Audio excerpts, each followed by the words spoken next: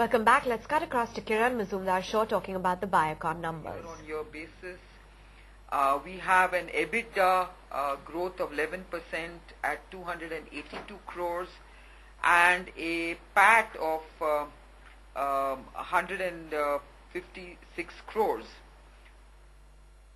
We must bear in mind that on a like-for-like basis, there has been an improvement in PAT numbers, given the fact that last year's numbers were including Axicop. And this year, of course, Axicop is excluded from our numbers. So given that, I think we have done extremely well.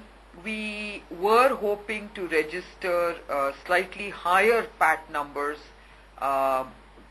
expecting slightly greater licensing income.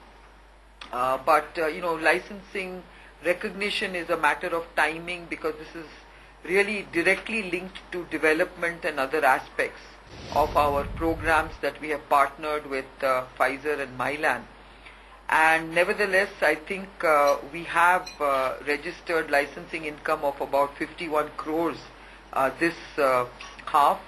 And given the fact that some of the development costs were pretty high, the licensing income recognition at the PAT level is down at 11 crores, as opposed to last year's numbers, where we had actually been able to recognize at a PAT level a licensing income of 44 crores. So if you take all that in context, you can see that our core businesses have delivered extremely well, very, very robustly at that. And there are two particular mentions that I'd like to make here. One is our branded formulations business that we call the healthcare division.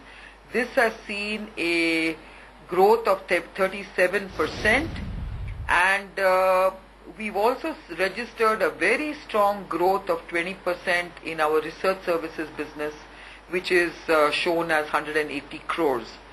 So I think overall we are in the right direction, we are in the right growth trajectory. We are very confident that although the economic outlook globally is fairly uncertain, our business remains very, very strong, and we are very confident that we will continue to deliver a good set of numbers next half of the year as well. Just some other bits of information that I'd like to share.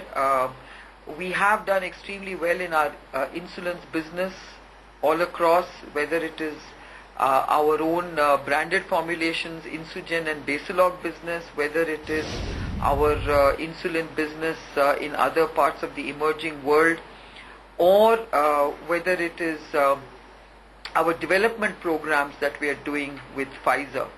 Pfizer, as many of you know, have launched their insulin products in the Indian market, Univia and Glarvia, very recently.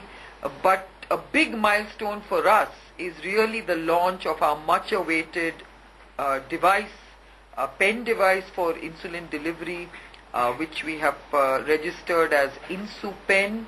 And what makes this a very unique offering is the fact that we are the first company to offer a common device for both Basalog and Insugen delivery. Given the fact that Glargine and insulin are offered by different companies, the pens that most patients have to use are very different, coming from the different companies. In our case, they just need to familiarize themselves with one type of pen, because just the same pen can be used for both the products. What we are also making available to patients for patient convenience is the fact that these pens are being offered in 3 colors, so that patients can actually use different colors for different types of insulin. In addition, we are also offering free needles for the pens with every vial, every cartridge of Basalog and Insugen. So I think this is going to be a very unique and differentiated offering. We are also focusing very strongly on patient education in terms of using pens for insulin delivery. And here we have set up a a very customized field force to address this. We have service centers set up. Okay, that's the management of Biocon, Mrs. Kiran Mazumdar, who has been outlining the contours of the result, saying that for the first half of the year they have clocked in a profit of 156 crore rupees, and last year's numbers are including Axicorp, and the margins have come in higher at 31% versus 26.9%. The core business growth has been good for the company, has the branded formulation, and the research services business has clocked in a growth of close to 20%. Remember, they had divested their German arm Axicorp in the month of April, which contributed close to 7.3% to the profits last year.